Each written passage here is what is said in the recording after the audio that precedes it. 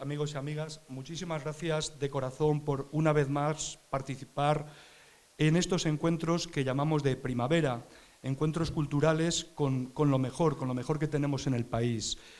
Desde luego es un honor para quienes organizamos ver a tanta gente, a tantos amigos que acuden a la convocatoria del Facebook, del WhatsApp o de la llamada telefónica. Desde luego es un honor y es una satisfacción y es un agradecimiento que lo quiero hacer público. Y sobre todo venir a participar en la presentación de un libro, que es lo más bello y lo más bonito que se puede hacer. Desde luego, hoy estoy entre dos mujeres excepcionales, extraordinarias, Ana y Cristina Morató, nuestra invitada de honor. Cristina, bueno, es hora.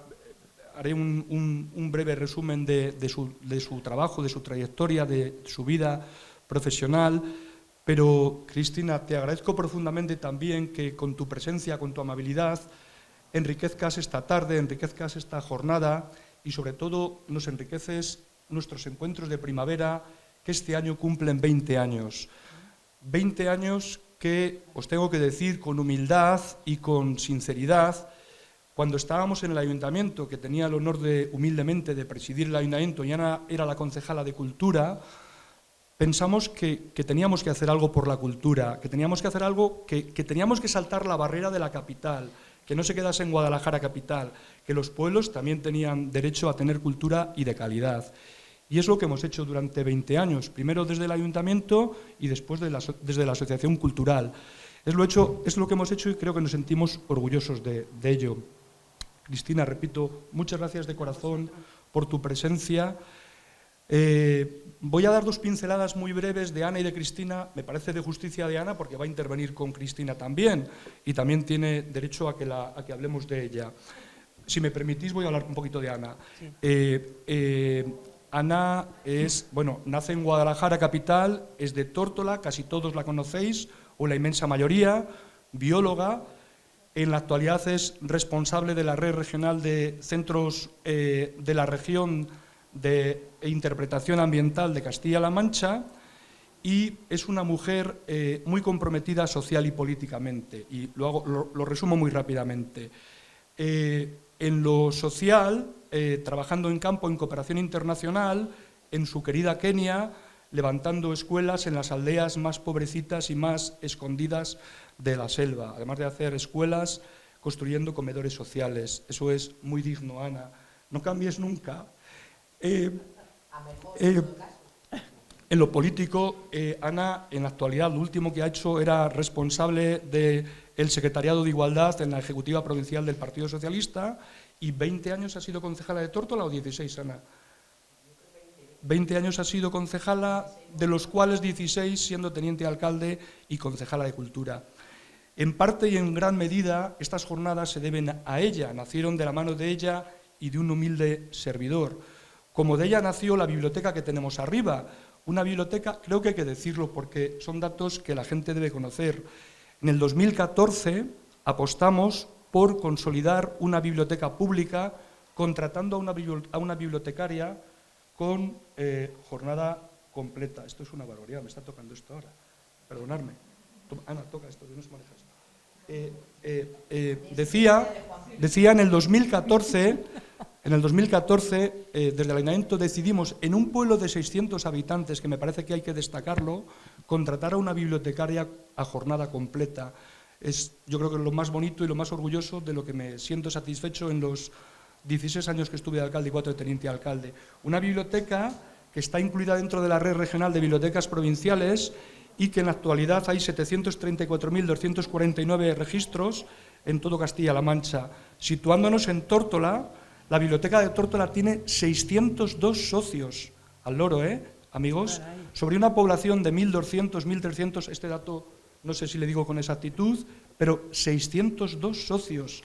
En la actualidad, 7 clubes de lecturas con 65 niños y niñas. Me parece que es una noticia para aplaudir a nuestra bibliotecaria, a Sandra de Castro, que desde luego es un trabajo encomiable. Ya sé que Sandra esta noche me llamará y me dirá, ¿me las pagas, me las pagas, me las pagas? Bien, un poco estos datos, y para terminar con Ana, era decir, tiene algo muy en común con Cristina. Es muy amante y muy defensora de la mujer y del feminismo, y es una empedernida viajera, pero una empedernida viajera. Es jovencita, pero una empedernida viajera. Y bien, de Cristina... Yo no es necesario que digas la fecha en que nací. No, como es más joven que yo. De Cristina tengo que decir una cosa. Bueno, lo primero de todo, Cristina estaba invitada hace 2 años, en 2020, para participar, y fue este año fatídico que tenemos que olvidar todos, que nos transformó a todos la vida, que se llevó a nuestras mejores personas, un año que nos corrompió y que nos dejó a todos destruidos y que todavía nos cuesta salir de él. Este año fatídico que perdimos amigos, como un gran amigo de Cristina, Javier Reverte, compañero de viajes, compañero de profesión. Perdimos a mi querido amigo Miguel Ángel José María Calleja, que estaba convocado para ese año venir aquí, la segunda vez que venía a participar. Y hay una persona que tengo que nombrar obligatoriamente, nuestro compañero y amigo Andrés Salinas, que era un hombre que siempre estaba aquí, que jamás se perdió una sola jornada en los 20 años. Si me permitís...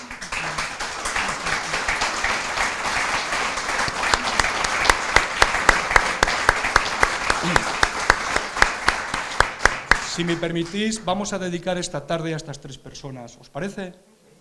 Venga, pues voy directamente a hablar de Cristina. Esto ya tengo que leerlo porque podría estar 3 horas hablando de Cristina. No, resume, no digas cuándo nací y vete ya a lo último. Mira, permitidme un segundito. Cristina Morató, periodista, reportera, escritora y directora de programas de televisión española. Nació en Barcelona, donde estudió periodismo en la Universidad de Ciencias de la Información de Bellaterra. Lleva 2 décadas recorriendo el mundo con su cámara fotográfica, especialmente América Latina, África y Asia. Ha visitado más de 40 países en los que ha realizado extensos reportajes. Es miembro fundador de la Sociedad Geográfica Española. En 2000 decidió dejar la dirección de programas de televisión y dedicarse a viajar y a escribir libros sobre las grandes exploradoras del pasado. Sobre el viaje, Cristina Morató afirma: cuando viajo, nunca pienso en llegar, y de hecho, muchas veces, al perderme o entretenerme en el camino, he descubierto cosas aún más interesantes que en mi destino final. Dice también: quien diga que no es necesario el feminismo, o está ciego o viaja poco. Y también nos dice: yo tengo la suerte de tener muchos kilómetros a mis espaldas, he viajado mucho por el mundo, y entonces ahora ya casi puedo vivir de recuerdos, que también es otra forma de viajar. Esto es muy bonito, Cristina. En 1982, con apenas 20 años, decide viajar a Centroamérica para trabajar como reportera de guerra. Durante largo tiempo realiza reportajes sobre la situación de las mujeres en países en vías de desarrollo y las señas de identidad de los pueblos indígenas. Después, sus viajes se extienden a África y Asia. Sus países favoritos son México, Marruecos y Tailandia, en los que en algunas ocasiones ya ha viajado con su hijo. Con tan solo 24 años debutó ante las cámaras presentando el programa Plató Vacío. Posteriormente colaboraría con Jesús Hermida y María Teresa Campos en A mi manera y Esta es su casa. En 1993 fue contratada por Telemadrid, donde condujo el programa de Crónica Negra Sucedió en Madrid. En 1997, en la misma cadena, dirigió el espacio de testimonios presentado por Gemma Niégara, Hablando con Gemma. En 1998 dirigió el programa Debate Todo Depende, y en 2000 un espacio similar, Quédate conmigo, para Telecinco. En 3 ocasiones ha ganado el premio Pluma de Plata concedido por la Secretaría de Turismo de México al mejor escritor sobre este país en prensa española. En 2003 recibió del gobierno de Tailandia el Premio Amigo de Tailandia por la difusión de este país asiático en España. Es la primera periodista española en obtener este premio y la única hasta la fecha. Como fotógrafa, que es muy buena fotógrafa también, ha realizado en España varias exposiciones, entre ellas Las hijas del maíz y El país de las nubes, ambas presentadas en Barcelona capital y en Madrid. En cuanto a sus libros, destacaré algunos de los últimos títulos: Viajeras intrépidas y aventureras, Las reinas de África, Las damas de Oriente, grandes viajeras por los países árabes, Cautiva en Arabia, Divas rebeldes y el que hoy presentamos, Diosas de Hollywood, una biografía de Ava Gardner, Rita Hayworth, Grace Kelly y Elizabeth Taylor. Sobre esta obra, la autora... Ya termino, os lo prometo que ya termino. Sobre esta obra la autora dice: lo que he intentado es mostrar el lado más humano de estos personajes tan famosos y legendarios. El descubrir que sus vidas estaban lejos de esa imagen idílica que presentaban en las revistas del corazón, donde siempre aparecían sonrientes, posando en yates, en mansiones, me sorprendió. En realidad, sus vidas estuvieron marcadas por divorcios, adicciones, la soledad y los malos tratos. Eso era lo que me interesaba descubrir y lo que he intentado mostrar en este libro. Cuando acabas de leerlo, las admiras por la fuerza de voluntad, el coraje, por cómo fueron capaces, algunas de ellas, de sortear obstáculos tan terribles en su vida y seguir adelante. Termino esta presentación con estas palabras de Cristina, gran defensora de la mujer. Dice: espero que llegue un día en el que no tengamos que hablar tanto de nosotras, porque ya se haya impuesto la normalidad y la igualdad. Que las mujeres ya no tengamos que hablar de mujeres ni recuperar historias de mujeres, porque el valor que tienen haya sido reconocido. Espero que un día también los nombres de mujeres que hayan hecho grandes hazañas y hechos grandes logros por fin estén presentes en los libros de la historia. Bueno, pues esto es un poco la introducción para que Cristina y Ana nos hablen. Muchas gracias, Cristina. Oye, permitirme, quiero excusar al alcalde de Guadalajara, Alberto Rojo, que además es amiga de Cristina, que es que coincido hoy en la inauguración de la Feria del Libro, me ha dicho que le perdonase, que no podía estar. También al presidente de la Diputación, que está en un acto institucional en Valencia. Están muy ocupados los políticos. Está con nosotros Inmaculada Tello, que es la delegada de Bienestar Social del Gobierno Regional de Castilla-La Mancha, el alcalde de Tarracena, mi amigo Rafa, el alcalde de Ita, José, y estáis vosotros, que sois los más importantes. Exacto. De todos. Muchas gracias.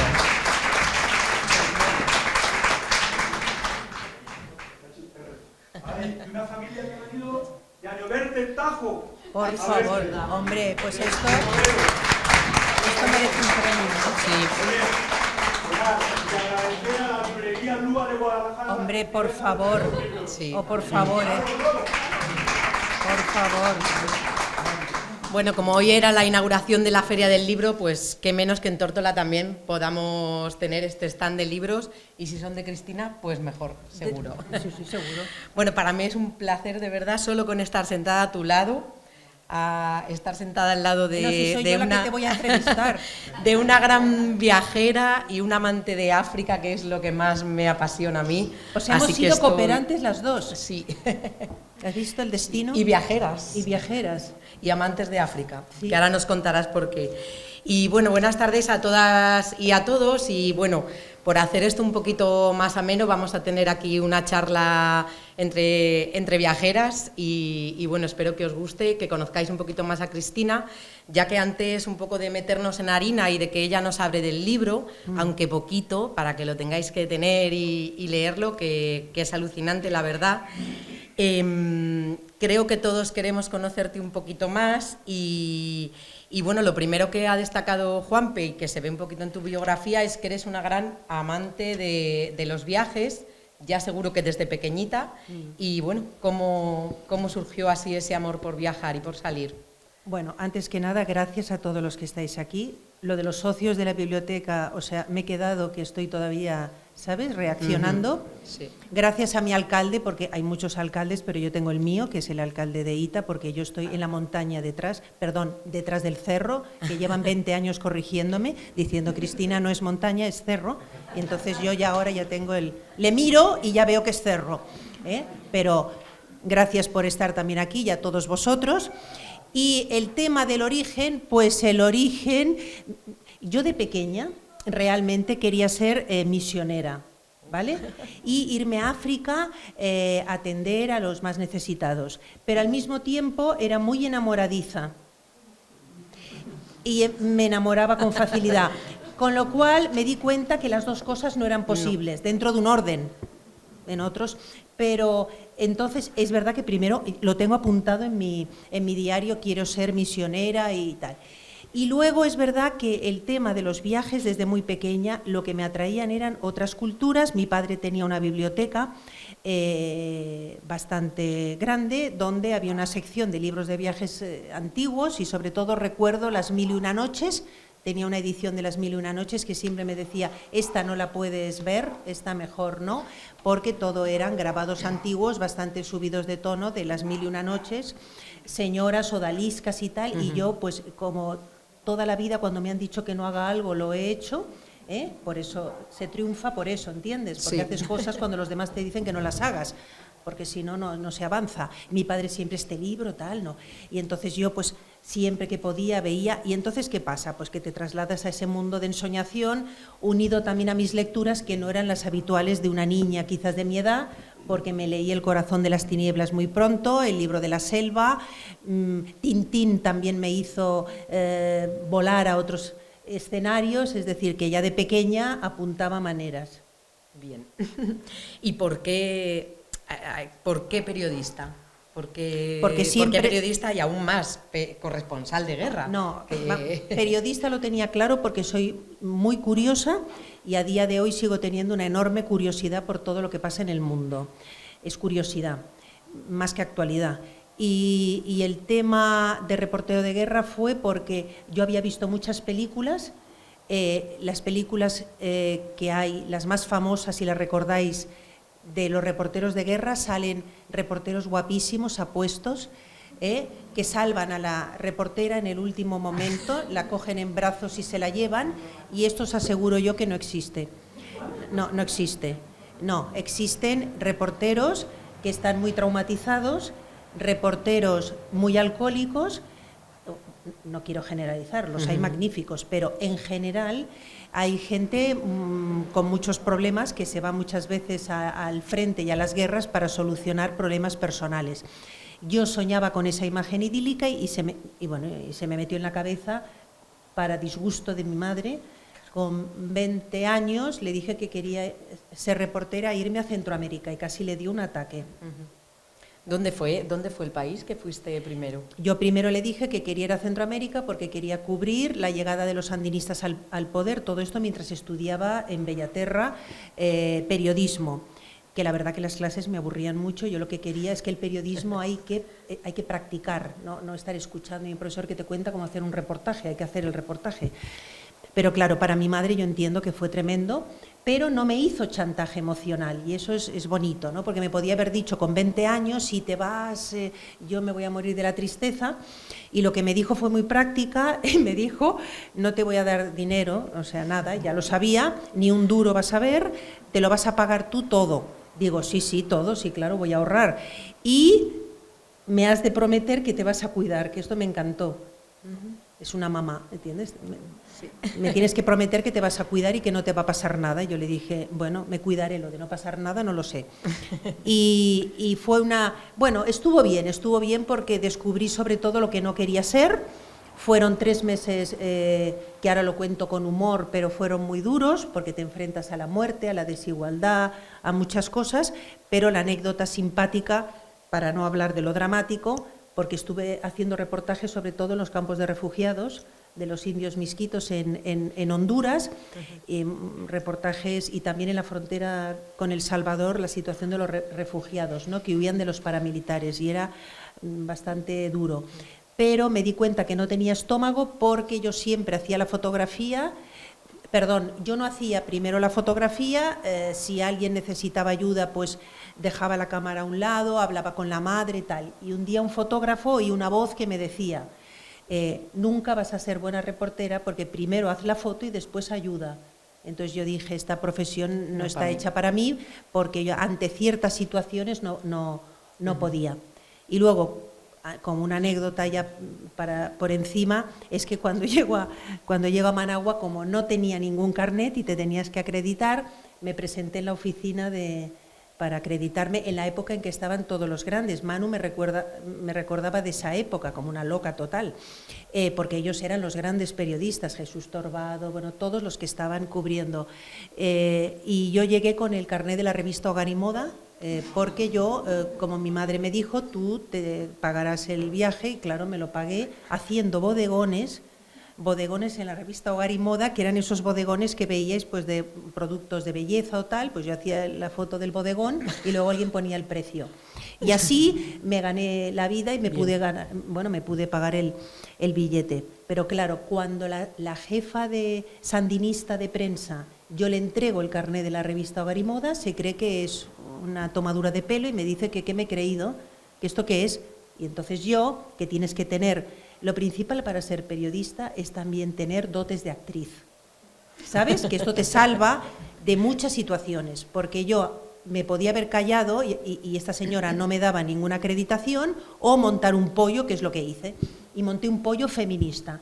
O sea, monté un pollo diciéndole, vamos a ver, o sea, yo me he enfrentado a mi familia, a mi novio, he dejado todo lo que tenía, ¿no?, en Barcelona para venir a cubrir vuestra revolución, quiero hacer reportajes de las mujeres, demostrar, bueno, me puse como una esto y ya se quedó así, dice, bueno, miraremos lo que podemos hacer, porque pensó, esta no me la quito de encima en una semana, va a estar cada día aquí dando la vara, y a los 2 días yo tuve mi carnet, que lo guardo para los nietos, porque pone el gobierno sandinista, acredita a la periodista Cristina Morató a cubrir las zonas de conflicto, las nombra para la revista Hogar y Moda. Esto no creo que haya mucha gente que lo tenga. No, menudo contraste. ¿O no? Menudo, no. Pero has de pelear, Sí. Si quieres algo, hay que pelear. Menudo contraste, sí. Yo, corresponsal de guerra no creo que ya lo sea, pero viajando tienes que ser una gran actriz porque te encuentras en situaciones donde tienes que conseguirlo todo y bueno, sí. el Sobre melodrama, todo viajando sola, porque... el melodrama es muy útil, Sí, la sí, verdad. sí. Bueno, pero es verdad que nunca has sido mujer de un solo objetivo ni de una sola vida, entonces susto, también... Pensé que me ibas a decir, no eres mujer de un solo hombre. Porque tengo el mío Tienes desde un hace... hombre y un perro. ¿Cuánto vamos a celebrar? Que estoy despistada. 25 años de casados, me has dado un susto. No has sido mujer de un objetivo solamente, sino que te ha gustado experimentar. Y también trabajaste en televisión mientras viajabas. Sí. Cuéntanos, a ver, un poquito, los intríngulis. Bueno, es que el día que escriba la trastienda de la tele, seguramente no me hablaré con nadie porque me dejarán de hablar, pero tela marinera. No, tela marinera, es que es un mundo que no es. Claro, tú piensas que yo empecé como documentalista. Luego fui guionista empecé de documentalista con Montserrat Roig. Luego pasé a redactora con Rosa María Sardá. Luego iban a hacer un programa de máxima audiencia por las tardes y me dice el director de Sant Cugat en la televisión en Cataluña que por qué no me presento al casting, que está Julia Otero y hay otras profesionales y que me presente porque no tengo nada que perder, porque si no voy a seguir de redactora. Me presento al casting y me cogen. Yo que no quería presentar y de hecho se me nota. Bueno, yo cuando veo ahora imágenes de plató vacío me da como un ataque, digo, no, por favor, o sea, que desaparezca. Pero fue una etapa interesante, aprendí muchas cosas y sobre todo me dio un dinero, porque en la tele en aquella época pagaban mucho, y luego trabajé también con Teresa Campos, que se reía mucho Teresa Campos porque me decía, tú eres tremenda, ¿eh? Porque yo le decía, mira Teresa, yo trabajo contigo para ahorrar e irme de viaje. Y me decía, pero es que a mí nadie me habla así. Digo, bueno, es que simplemente que lo sepas, que cuando tenga dinero, Teresa, me iré. Que no es devoción, es necesidad. La tele te daba un dinero que me permitía luego comprarme carretes, pagarme los billetes y me iba, pero claro, eran unos contrastes, pues me iba a África, volvía a ese mundo de la tele y luego a Jesús Hermida, que tendríamos que dedicar unas charlas ya de varios días. Te vienes otro día y hablamos de Jesús. ¡Oh! ¡Oh! No, de Jesús el único resumen que te voy a decir es que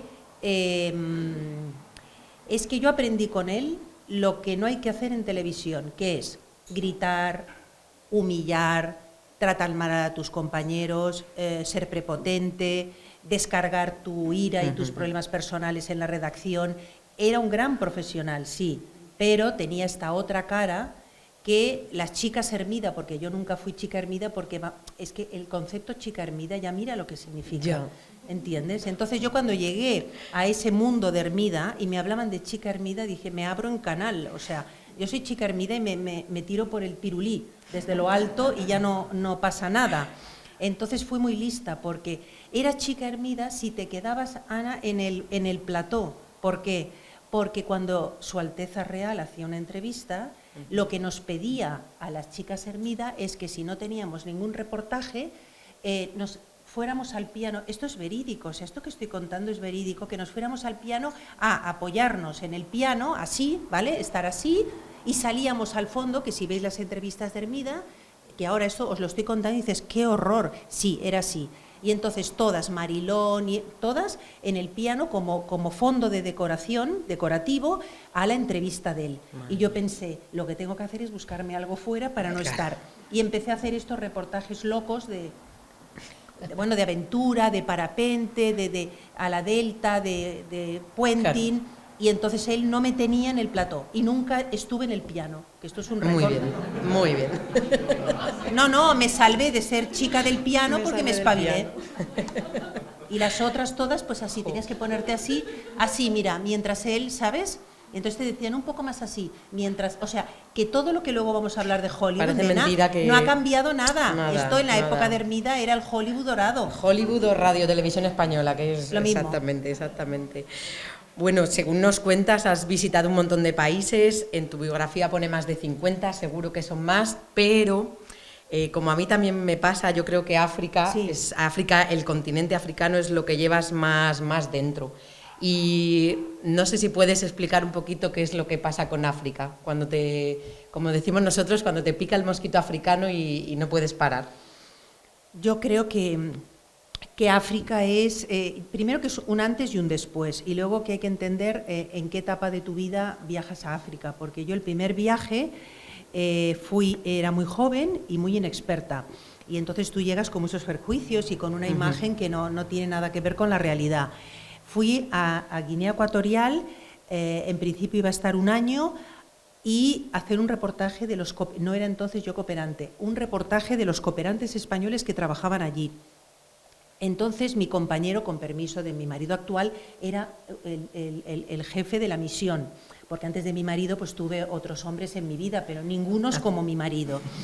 Entonces... Qué bueno. Ninguno. Pero todos tenemos un pasado, no he tenido solo uno, ha habido otros. Y este otro era médico tropical y estaba al frente de la cooperación en ese momento. ¿Cuál es el problema? Que yo viajo con él a Guinea Ecuatorial para hacer reportajes y Guinea Ecuatorial, que a día de hoy sigue exactamente igual, yo me aburría, porque claro, entiéndeme, llego, están todos trabajando en el hospital y tal, ¿qué hago yo? Yo soy periodista, cojo la cámara y ¿qué hacía? Mi interés, enseguida las mujeres. Me voy a la aldea, empiezo a quedar con ellas, salgo de madrugada con ellas al campo para ver cómo trabajan, para hacer reportajes y ya empiezan los problemas. Porque en Guinea Ecuatorial, a día de hoy, un periodista es un espía. O sea, es un espía. Y entonces ya empiezan a vigilarte, ya empiezas a poner... Entonces empecé a tener muchos problemas y sobre todo se acrecentaron, imagínate el lío que me metí, cuando mi compañero médico iba a atender un parto y yo quería fotografiar uno de estos partos con permiso de la madre porque justamente permitían a las mujeres parir en el suelo en la postura que ellas quieren, porque las mujeres, ya lo sabes tú bien, no van a esos paritorios porque se niegan a ponerse en esta postura ante un médico encima blanco.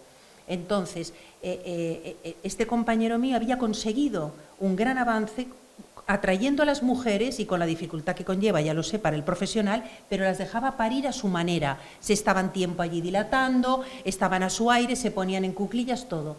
¿Qué pasa? Tengo la mala suerte que justo el parto que yo estoy fotografiando, el niño nació muerto. Porque nació con el cordón, pero no se pudo, incluso haciendo la maniobra, no se le pudo salvar. ¿Quién era? El único elemento que había en el paritorio era yo. Brujería. Y entonces, ya entonces fue, bueno, resumiendo, que el embajador me llamó muy amable para decirme: ibas a pasar un año aquí, pero creo que te vas a tener que ir, vas a tener problemas. Entonces ya me llevaron a la comisaría, me requisaron los carretes, me dijeron que era espía. Eres espía, me dijo el comisario de allí, de Vinayón, dice, y además sabemos que trabajas para, que estas fotos pornográficas que has hecho las vas a publicar en la revista Interview. Era un mundo que yo no entendía nada. Yo, no, si no es para Interview, esto es un reportaje para la revista Geo. No, bueno, la cuestión es que mi primera experiencia duró 3 meses y salí por piernas, sí. y porque me iba a meter en un lío. El choque cultural, la verdad que es bastante importante y te hace meterte en grandes líos, sí, que aquí no tienen mayor importancia, pero allí sí. Como has hablado de la cooperación, las mujeres, la verdad que se nota por qué para ti son tan importantes y todos tus libros tratan de mujeres. Tratan de mujeres porque desde el principio, cuando empiezo a viajar y veo la situación de las mujeres, lo que me llama la atención es la situación en que viven las mujeres. En el caso en América Latina ya empecé a verlo porque yo venía de una burbuja, yo no había viajado nunca y para mí fue un choque ver esa realidad, pues, de pobreza, de prostitución, ver cómo vivían las mujeres y sobre todo las niñas refugiadas. A mí ese viaje me cambia, el de Managua, aunque a mi vuelta decido, porque no tengo estómago, seguir haciendo reportajes de guerra, pero sí que me di cuenta que servía para viajar, que tenía madera para viajar. ¿Por qué? Porque a pesar de todo era capaz de comer cualquier cosa, de dormir donde fuera. Era lo que se dice una viajera de raza, lo soy, porque no me importaba dormir en una hamaca, no me importaba comer gusanos en su salsa si había que comer, es decir, bueno, me preparaba, tenía estómago para eso, no para lo otro. Entonces, a partir de ese viaje sí que empecé a viajar por América Latina y por muchos países, siempre ya haciendo reportajes sobre mujeres y, bueno, pues poniéndolas, dándolas sobre todo visibilidad y denunciando la situación que viven las mujeres en los países en vías de desarrollo, ¿no? Sobre todo. Cambiamos así un poquillo de tercio. En el año 2000, que tu situación laboral era bastante estable, eras directora de programas y de repente lo dejas todo y te pones a escribir libros. ¿Por qué? ¿Por qué Bueno, ya me llamaron loca muchos porque en aquella época estaba contratada por la productora del Mainat, los Mainat, y me acuerdo que cuando les dije que dejaba de dirigir programas, claro, y me iba a escribir un libro, uno de ellos me preguntó, el Mainat, ¿y de qué va el libro? Digo, de viajeras. Y me miró pensando, pobrecita, ¿no? No, me refiero que pobre esta mujer que se va a morir de hambre, ¿no? Porque si le hubiera dicho, ¿sabes? Va de novela histórica, yo nunca hago novela histórica. Digo, no, de viajeras, voy a hacer un libro. Bueno, no me arrepiento, fue un cambio tremendo porque yo había llegado a dirigir programas, equipos de 50 personas, tenía un chofer que me venía a buscar por las mañanas a las 9:30, pero luego regresaba a las 11 a casa. Acababa de nacer mi hijo y también tuve que poner la balanza, a ver, todo esto, y al final me estaba perdiendo a mi hijo. Y luego pensé que me iba a perder al señor con el que llevo 25 años. Y entonces al final, como me acababa de casar con él, pensé, Dios mío, esto no es vida. Llegar a casa cada día a las 11 o a las 12, porque no hay horas en televisión. Te pagan muy bien, pero... Y sobre todo las mujeres, ¿sabes? Ellos se van antes, pero tú eres una entregada, ¿sabes? Tú no tienes hora, tú trabajas, ¿sabes? Con lo que te gusta. Claro, porque no te apasionas y además esta excusa de que no te apasiona tu trabajo, pues quédate hasta las 12. Muy bien, entonces pues nada, me di cuenta que esto no era así y Es verdad que tomé una decisión arriesgada porque cuando dices que no a una productora, porque luego me llamaron para otro programa que si hubiera aceptado a día de hoy tendría, no la finca que tengo, que es muy bonita, pero es algo humilde, sino que tendría un chalet adosado de lujo al lado de Teresa Campos. Porque me llamaron para dirigir a Ana Rosa Quintana, que entonces empezaba su magazine.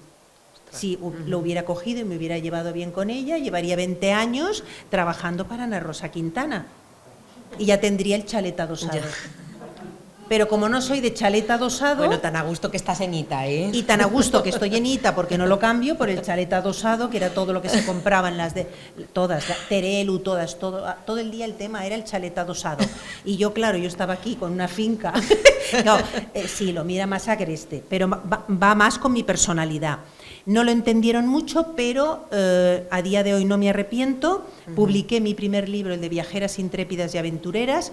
Es verdad que pensé que lo iba a leer mi madre, mi hermana y 2 amigas más. Y para mi sorpresa, aunque es un ensayo que ahora lo veo y digo, bueno, es un ensayo muy superficial sobre el mundo de los viajes en femenino, comparado con Damas de Oriente y Reinas de África, que son libros que me gustan más, sí que abrió como una espita, o sea, fue como el comienzo de la moda de los libros de viajes, porque muchas editoriales, al ver que este libro se vendía bien, empezaron a apostar por traducir libros de grandes viajeras, y esto a mí me llenó de satisfacción. Pues sí. Fue un antes y un después. Y bueno, fue un libro que me dio muchas satisfacciones, y luego publiqué Las Damas de Oriente, luego también Las Reinas de África, y gracias a Dios no he vuelto a la tele. Es que no sé si me darían trabajo después, bueno, me refiero después de haberlo dejado. En la 2. Sí, creéis que sí, me darían trabajo. Pero en la tele de ahora, ¿en qué trabajas? Es que la tele de mi época no era esta, ¿eh? Es que mi época era una televisión que es verdad que había mucho entretenimiento, que había muchísimo espectáculo, pero era una televisión como más amable, más bien hecha, más elegante. Y ahora pones la tele y es todo unos chillidos, sí, ¿no? No y sé, unos... yo no veo la tele. Yo o sea tampoco, que... yo la tengo con un paño, Sí. vamos, bueno, solo vemos documentales y series, sí. Pero la tele de ahora no me interesa mucho, ¿no? La verdad que no.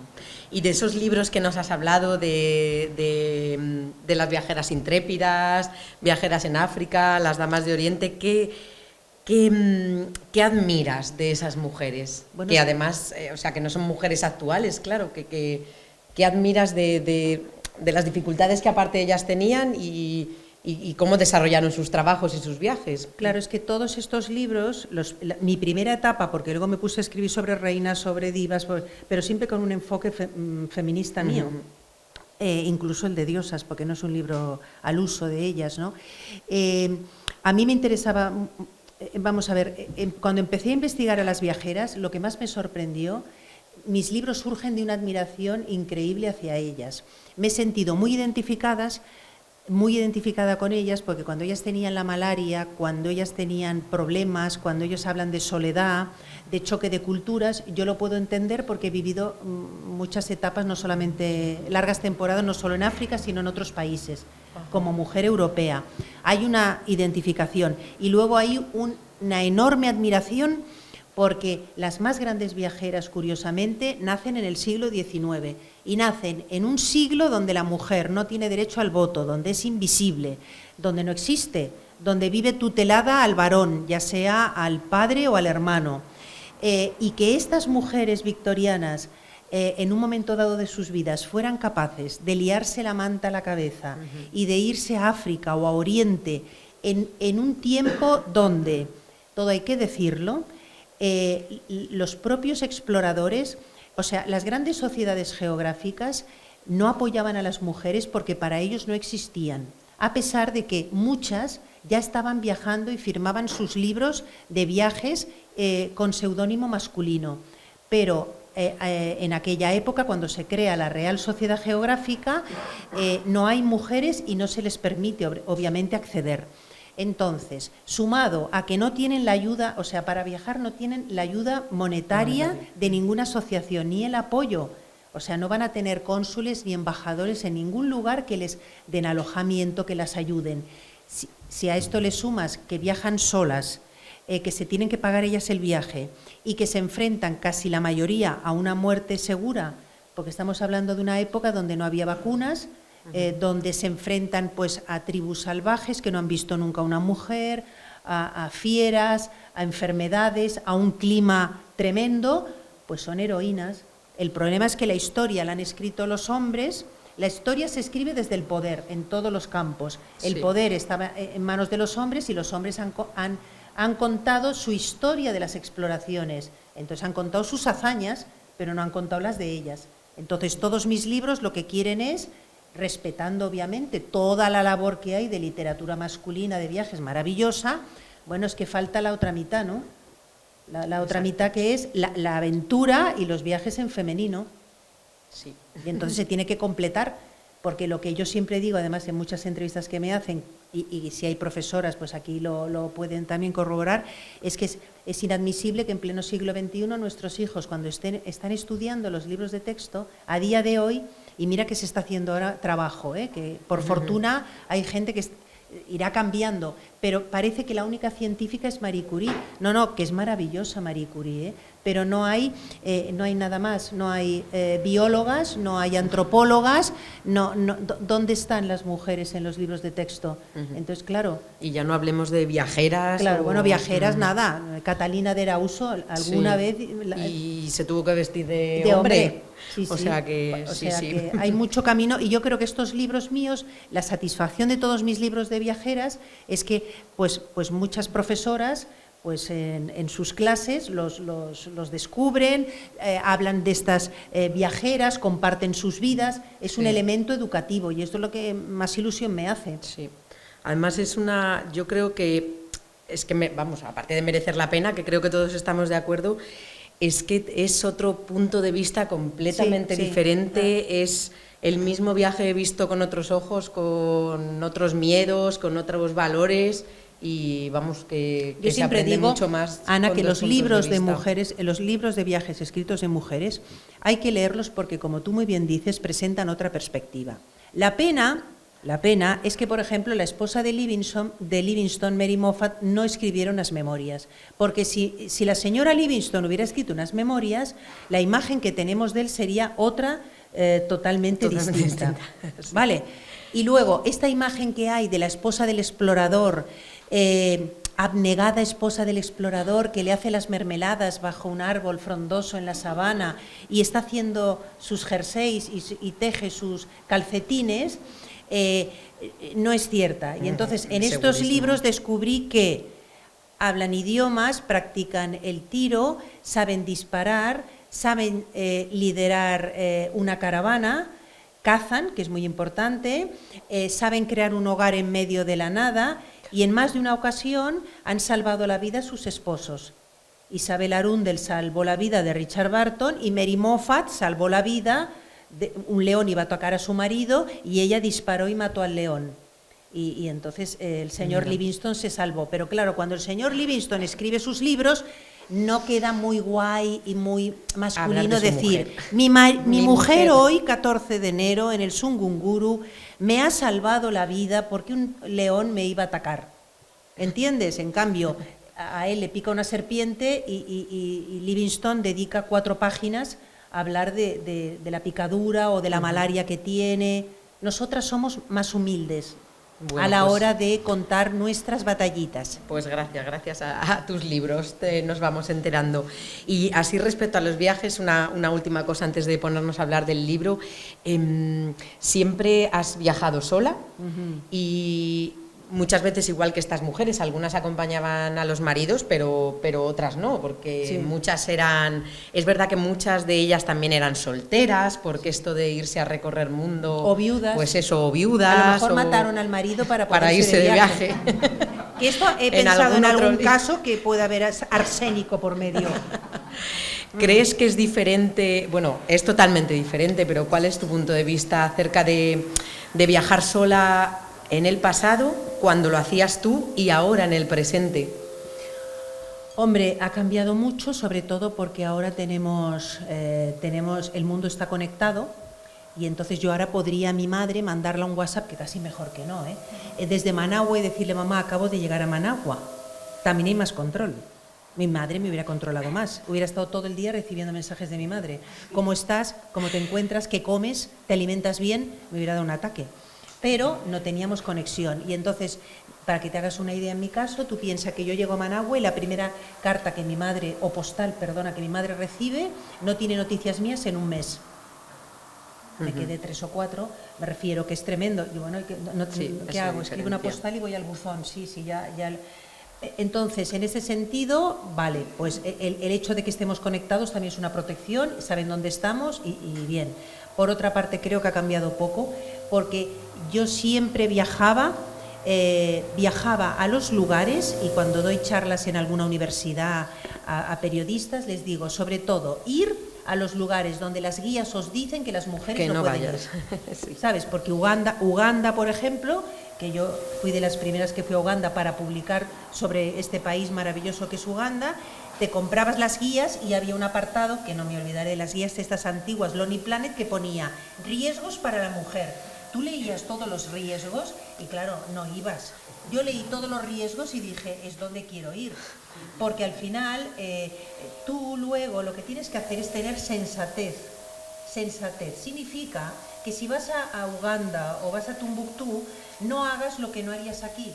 Que Exacto. Es perder el respeto, vestir de manera inadecuada. Tienes que hacerte al lugar, respetar las tradiciones, te gusten o no, algunas son terribles, pero las tienes que respetar. Y sobre todo, entender que tú eres el que visita, ¿vale? Sí. El anfitrión son ellos, tú vas de visita y te vas a ir, ¿eh? Y ellos son los que están ahí. Entonces hay que viajar con sencillez y con muchas dosis de humor, y sobre todo entendiendo que tú estás de paso. Sí. Y yo he viajado muchísimo sola y nunca me ha pasado nada. He tenido algunas situaciones un poco delicadas que las he tenido que manejar, pero es que, no, bueno, pues sensatez sería el resumen. Sí. Y bueno, vamos a hablar un poquito ahora del libro que nos vienes a presentar. Nos traslada a una época, bueno, a la época dorada de Hollywood, y podrías haber elegido un montón de actrices, porque seguro que todas estaban en la misma horrorosa situación que están estas mujeres. ¿Por qué has elegido a esas 4?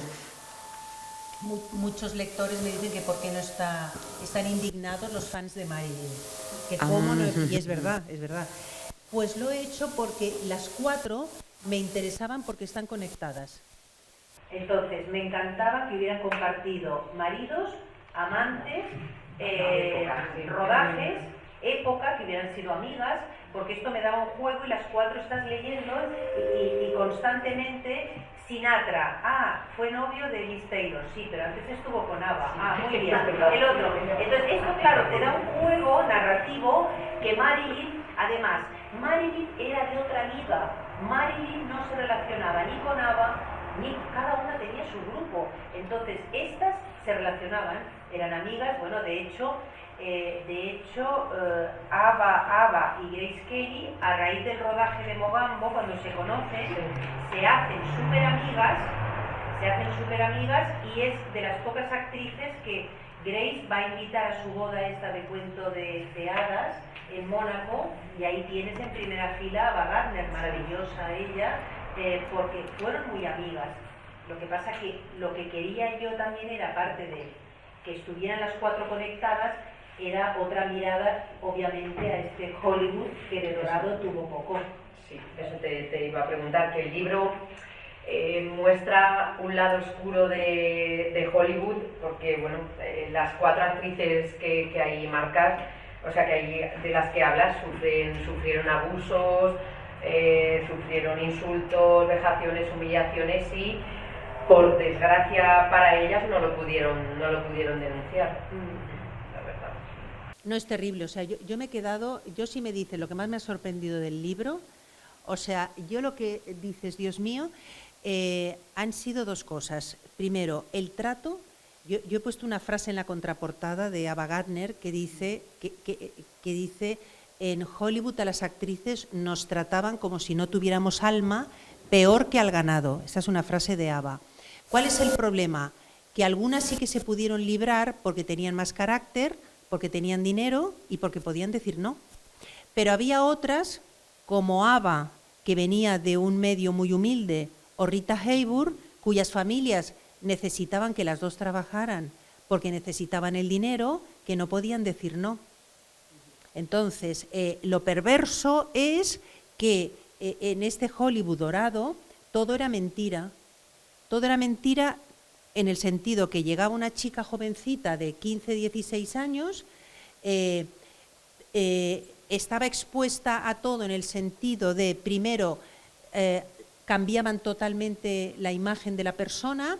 Por ejemplo, Rita Hayworth, que es la que más cambio sufrió, era Margarita Cansino. Entonces, como era muy latina, pues la tenemos que hacer pelirroja y sex symbol para gusto del público estadounidense. Entonces ya perdían su identidad.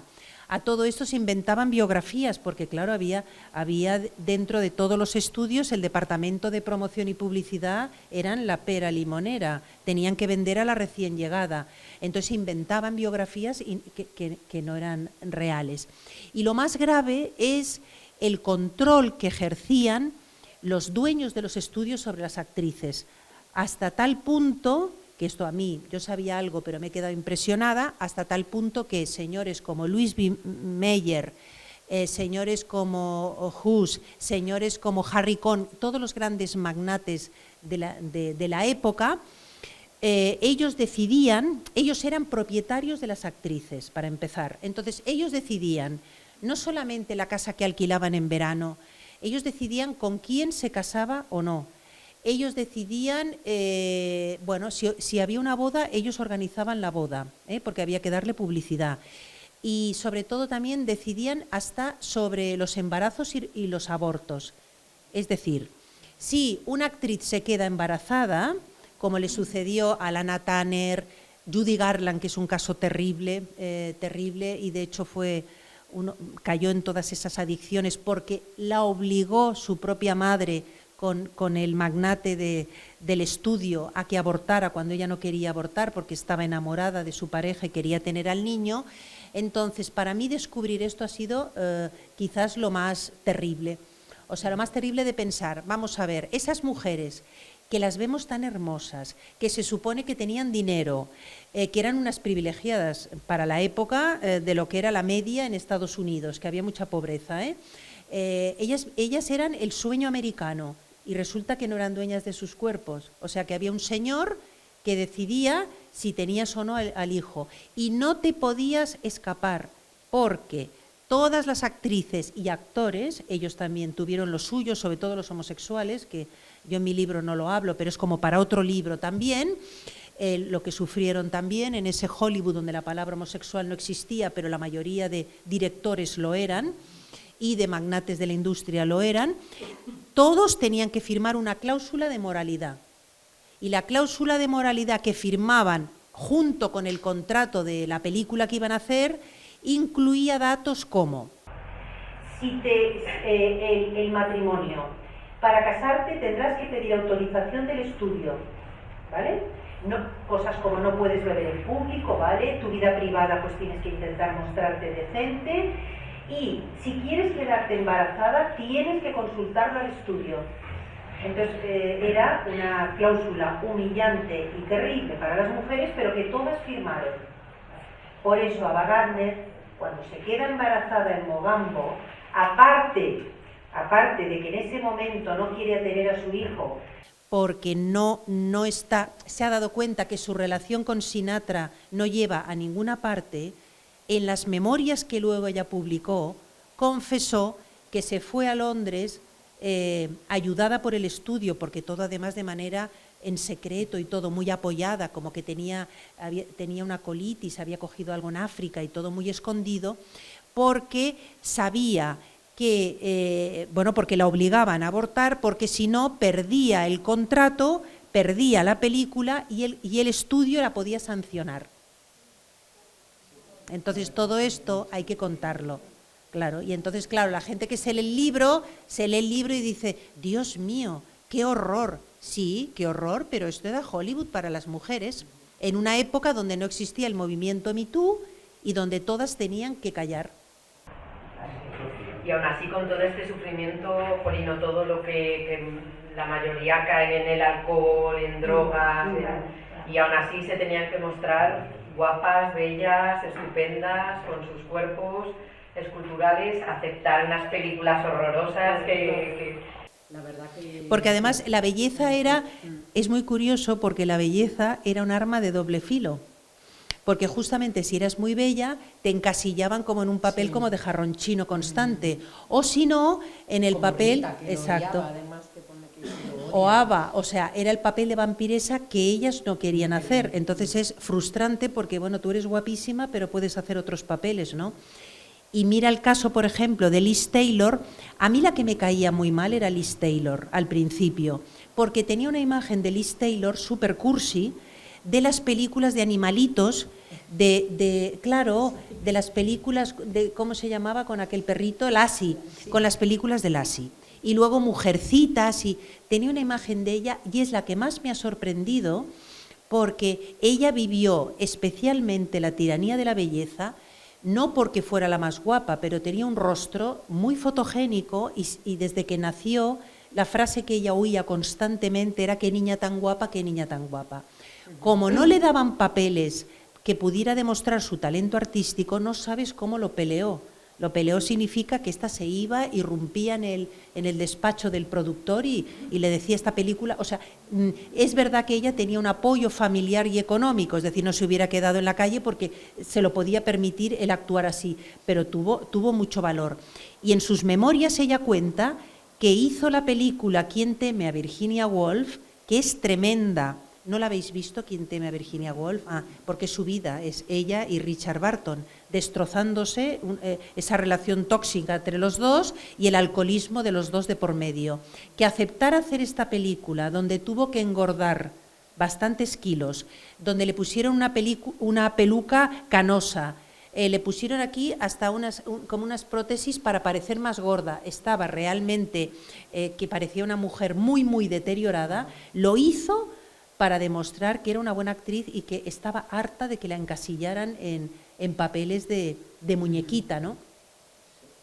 Y al final la mayoría eran grandes actrices, pero también hay el caso de Rita Hayworth terrible, porque Rita Hayworth cuando llega a los estudios es vulnerable, es una chica que no tiene mucha formación, ha sufrido además los abusos sexuales de su padre, es decir, es una mujer que ya de niña ha sufrido abusos sexuales y cuando llega a los estudios con toda esta mochila, resulta que hay un productor que es un mandamás, el mandamás de uno de los estudios, que se llama Harry Cohn, que se encapricha, se enamora locamente de ella. Entonces, como ella no se presta a acostarse con él, lo que hace es que la castiga y tras el éxito de Hilda, la encasilla en unas películas infumables, porque el resto de películas que hizo la pobre, salvo la que hizo con Orson Welles, era todo más de lo mismo, era una Hilda 1, 2, 3 y 4,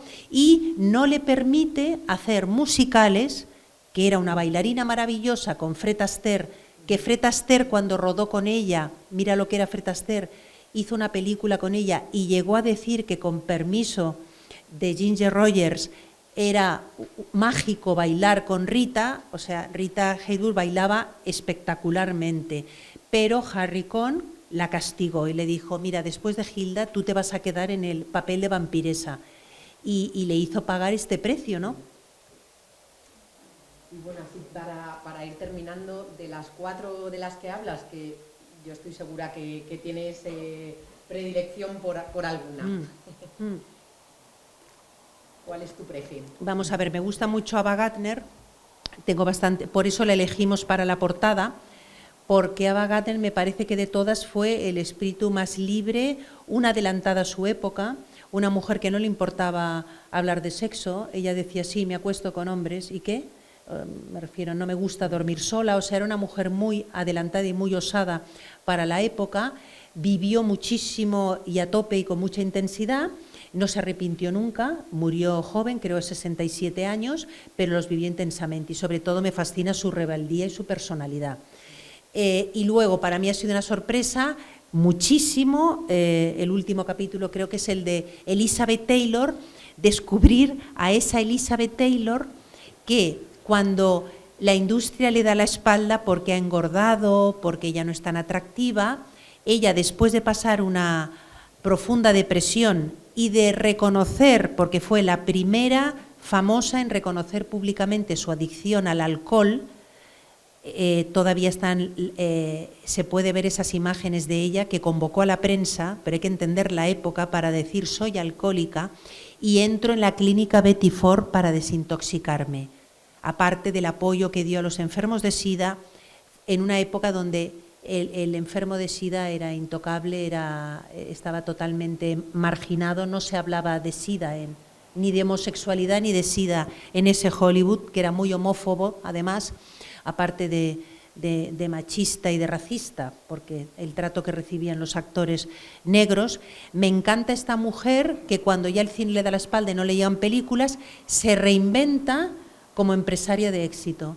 Entonces, me ha encantado descubrir que mucho antes que todas estas famosetas de ahora y celebrities, ¿sabes?, que tienen su propia línea de colonia y de champú y de maquillaje, se le ocurre a Liz Taylor. Liz Taylor le encantaban los perfumes y siempre todo el mundo le preguntaba ¿qué colonia llevas? ¿Qué perfume? Entonces se le encendió la bombilla porque su madre también era buena empresaria y mujer de negocios, aprendió mucho de su madre, porque la madre, ella estaba presente siempre, esa niña con esos ojazos, viendo cómo su madre negociaba con todos los grandes tiburones de la industria. Entonces, ella era tremenda. Entonces, aprende mucho a negociar y se le ocurre lanzar su primer perfume. Pues para que te hagas una idea, lanzó Passion, que fue el primer perfume, los dos siguientes, a día de hoy, Estée Lauder se ha quedado, los perfumes de Elizabeth Taylor, se siguen comercializando, sus hijos siguen recibiendo dinero y ganó más dinero, o sea, ganó una fortuna gracias a los perfumes y ella dando la imagen del perfume, o sea, fue una adelantada. Entonces me encanta esta Elizabeth Taylor que al final pues pudo de alguna manera coger sus riendas, superar sus adicciones y que fue muy valiente a la hora de reconocer pues todo lo que tomaba y las adicciones que tenía, no solo al alcohol, sino a las pastillas, ¿no? Sí. La verdad que es todo un logro que ella lo lograra exteriorizar, mucho. Porque todas las actrices eran alcohólicas. Sí. Pero la única que al final coge las riendas significa, vamos a ver, Ava Gardner, tampoco es que acabara mal, pero es que Ava Gardner acabó sin dinero. No tenía dinero porque ella no sabía, no era ahorradora. La palabra ahorro y Ava Gardner no, como que no, porque no tenía dinero, pues invitaba, era generosa, se lo gastaba en bebida, en juergas, en amigos, le gustaba vivir. Entonces, sus últimos años los pasó en su casa en Londres, oye, no le faltó de nada, pero haciendo algunas películas para ganar dinero que dices, ay, no era necesario, pero sí que era necesario, es como yo, perdóname, a lo mejor tengo que acabar escribiendo, ¿sabes?, alguna biografía que no me guste si necesito dinero, porque si nadie me compra los libros, algo tendré que hacer. Oh, perdona. Yo respeto mucho, la gente tiene que ganar. Hombre, hay que comer. Y ella hizo unas películas que dice, ¿pero cómo hiciste esto? Pues porque no tenía dinero y tenía gastos y vivía en Londres. Gracias, por favor, si son tan amables, sobre todo para tener un fondo yo en esos años. Para no darte a la bebida. Claro, pero, claro, exacto, para no darme a la bebida. Vale, no darme a la bebida y a las pastillas. Pero en cambio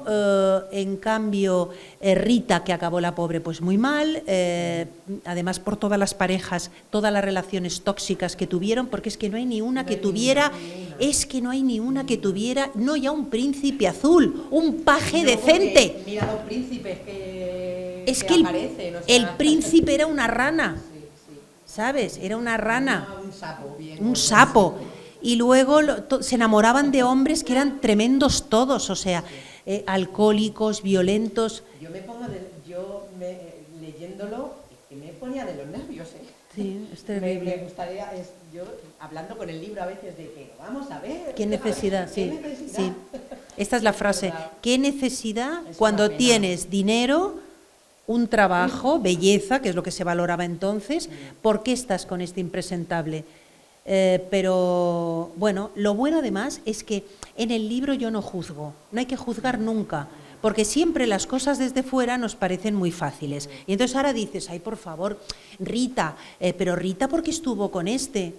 Bueno, tú no sabes, Rita, el daño emocional que tenía, lo que marca el que tu padre te haya violado durante mucho tiempo, que hayas perdido tu infancia, el que hayas sufrido todo tipo de abusos, cómo está tu cabeza. Entonces tú a lo mejor estás buscando un hombre que no es el adecuado, pero que para ti es como un padre, porque todas se enamoraban de hombres, casi todas, mayores. Pero perdona, Grace Kelly lo mismo. A mí lo que me ha encantado descubrir es que la mosquita muerta de la Grace Kelly, con sus guantecitos, tan mona siempre, sexualmente os doy un cotilleo. O sea, yo creo que si sumamos todos los que se acostaron, si ahora hacemos una lista, que no hay que hacerla porque a mí me importa un pepino, pero si pones Ava, Elizabeth, de los que conocemos, porque yo hablo de los que... hablo de cosas no para escandalizar, en sus memorias ellas cuentan las personas con las que tuvieron relaciones. Si tú haces el listado, la lista más larga que se cae de la mesa y te llega es Grace. Porque Grace, con esa carita, estos guantes blancos, ese rostro, este cutis, este pelo rubio perfecto, esta dentadura perfecta, todo era perfecto, era tremenda. ¿Y por qué? Pues volvemos a la infancia, y por eso en mi libro dedico un capítulo entero a la infancia. No se entiende la vida de estas mujeres sin la infancia.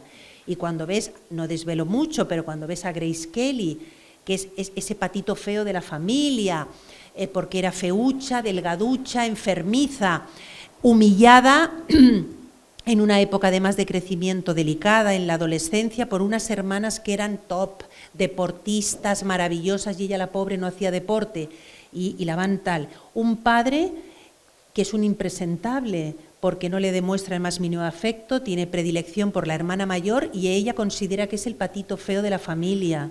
Un padre que cuando Grace Kelly le dan el Oscar, yo es que hubiera matado al padre. Otro libro lo titularé Cómo matar al padre. Porque se habla mucho de las madres, perdona, pero en este libro los padres, tela marinera, tela. Entonces, este padre que gana el Oscar por la angustia de vivir, jovencísima, porque tuvo una carrera meteórica, que se cortó cuando se casa con Reiniero. Y el padre ni siquiera asiste a la ceremonia, no está con ella, lo ven por televisión.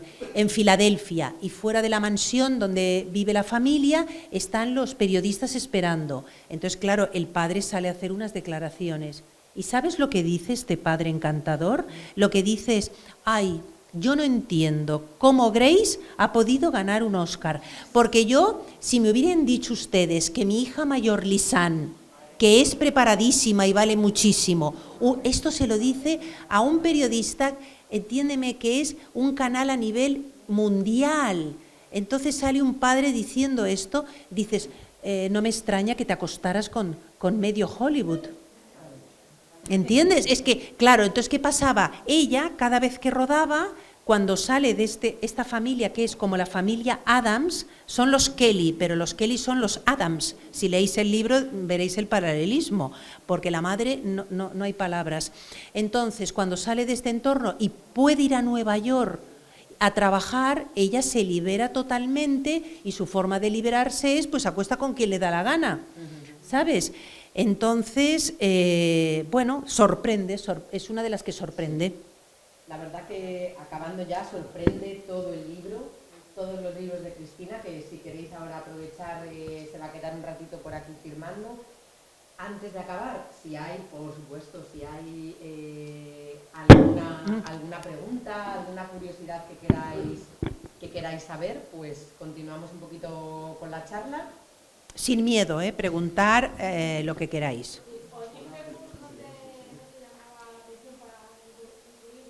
Audrey está en Divas Rebeldes. Hay que tenerlos todos. Es que el problema, claro, es que el problema de los libros es que tienen vida propia, porque claro que hubiera incluido a Audrey, pero ahora viendo el libro no la hubiera incluido, porque volvemos a lo mismo. Audrey no tiene ninguna relación con ellas. He estado buscando fotografías, mira el paralelismo que hay entre Audrey y Grace, que eran las dos las más elegantes, las más glamurosas. No se llevaban bien, es decir, no estaban en el mismo círculo en Hollywood. Solo hay una foto donde están las dos, que yo la he compartido en Instagram muchas veces, que era en la entrega de unos Oscars donde las dos entregaban premio. Y las ves tan guapas, tan monas, las dos con los guantes, estos operísticos y tal, mirándose y dices, bueno, porque yo creo que las dos es que eran muy parecidas. Las dos elegantes, refinadas, familia bien, de alguna manera eran dos raras avis en Hollywood, no tenían nada que ver con las demás. Pero Audrey no está en el circuito de ellas.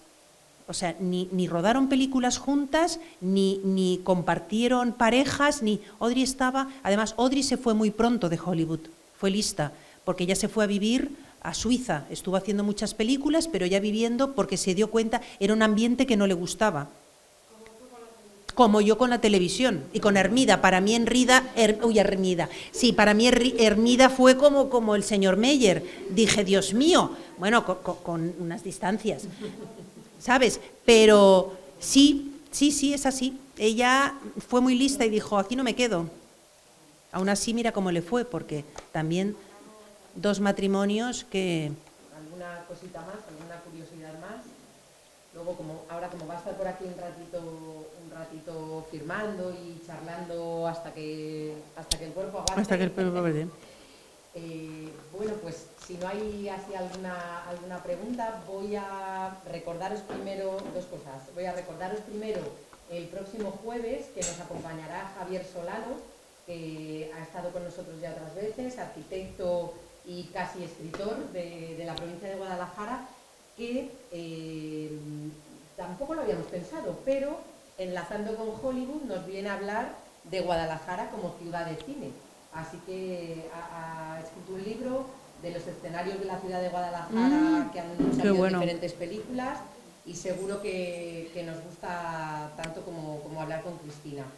Y antes de que te vayas, pues bueno, las jornadas están organizadas por la Asociación Cultural, que está ahí el presidente, y siempre con las personas que vienen os hacemos entrega de muchas un gracias. detalle. Sí. Muchas gracias. Es que me lo ha desconectado, José. Gracias. Bueno, buenas tardes a todos y a todas, y muchas gracias por venir. Antes de entregar los diplomas, que hoy son 3, hemos tirado la casa por la ventana en la asociación, quiero hacer una reseña, que tenemos aquí también a una escritora que ayer recibió el 2º premio de relatos cortos de la Biblioteca Pública de Guadalajara, que es Carmen Martínez San Bernardino. Un aplauso para ella.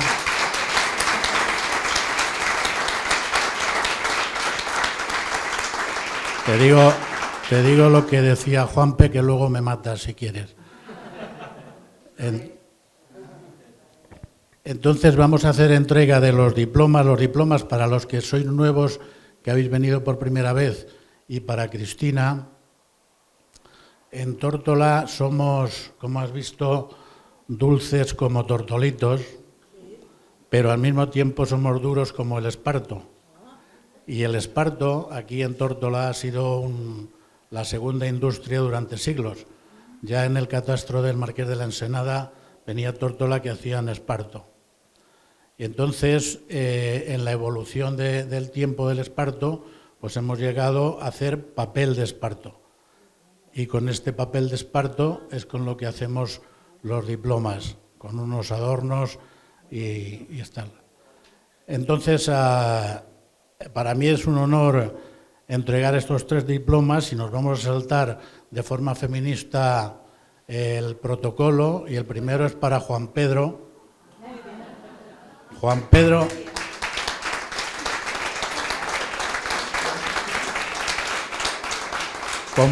Como colaborador de la Asociación Cultural Torela y exalcalde de Tórtola, por la magnífica participación en los 20 encuentros de primavera realizados en nuestro pueblo.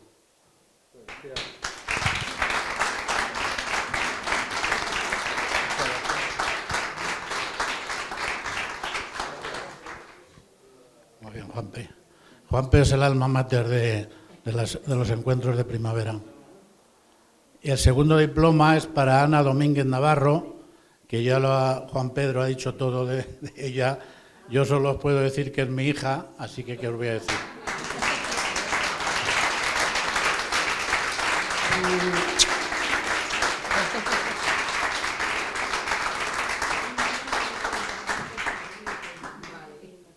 No te creas que no me emociona, porque todo el mundo tiene, yo veo a mi padre hacer todos los diplomas para todo el mundo y yo no tenía el mío. Así que Sí, sí. Digo, ya está mirado con los diplomas. Bueno, y finalmente es un honor, como hemos dicho anteriormente, tener a Cristina Morató, que yo no sabía que vivía o que tiene casa en Ita, con lo cual nos pilla muy cerca. Juan Pedro lo tendría fichado. De hecho, voy a acabar mis días ahí, ¿eh?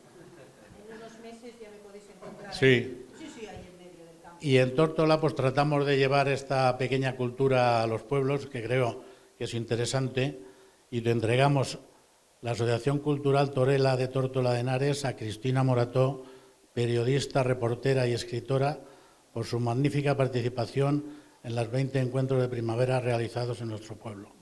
En Tórtola de Henares, a 12 de mayo, etc.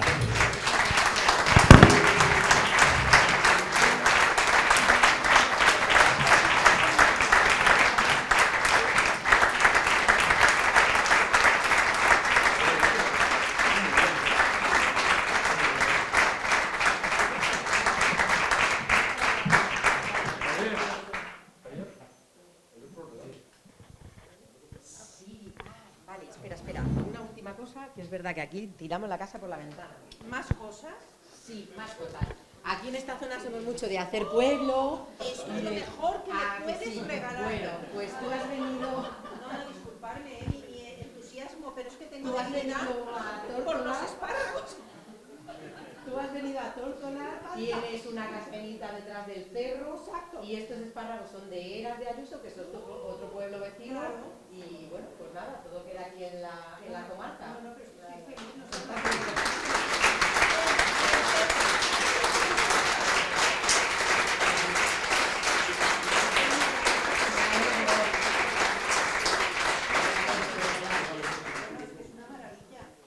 ¿Has visto? Para que luego tú tienes que correr la voz para que vaya viniendo todo el mundo a Tórtola con sus libros, con sus cosas, con los espárragos. No te preocupes que ya haremos cosas. Me tendrás allí. Bueno, y ahora... Espérate. Vamos a repartir los que tenemos. Otro para ti.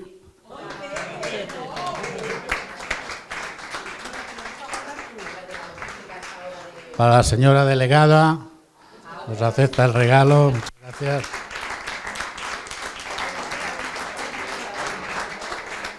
Casi todos sois de la zona, lo conocéis, pero para los de Añover Tajo, de Añover Tajo, que han venido hasta Tórtola para oír a Cristina Morató.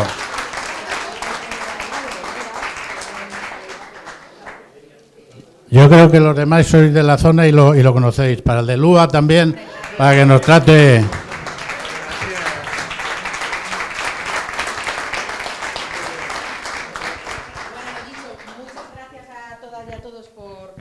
Espero que os haya gustado, que seguro que sí, porque ha estado estupendo. Cristina, hasta que ella quiera, estará por aquí firmando y compartiendo un ratito más con nosotros. Muy bien, gracias.